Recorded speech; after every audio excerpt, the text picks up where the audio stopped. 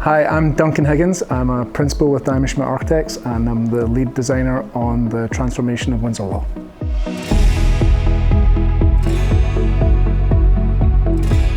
So while the building at the west entrance looks very familiar, there's a couple of new components. Previously there was solid walls in the vertical of the skylights between the two brick volumes.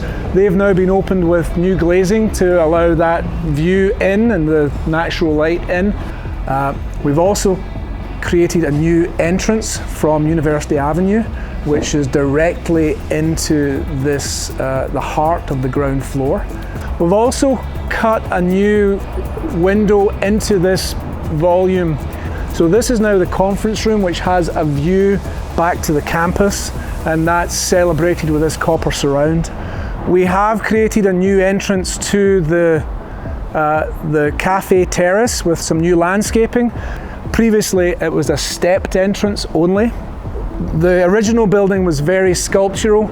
We've maintained the large pieces of sculptural volume, but cut into it new glazing for offices. Previously, offices in this part of the building had no natural light.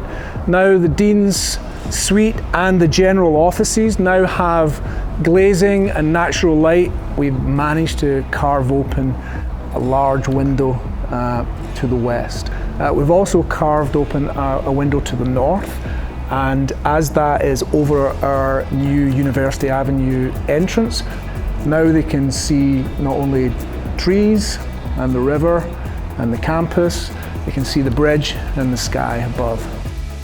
Your donation to the Transforming Windsor Law campaign will support ongoing renovations to the Ron W. Ianni Faculty of Law building. With your help, law students of today and tomorrow will be welcomed, learn, and excel within our world-class facility.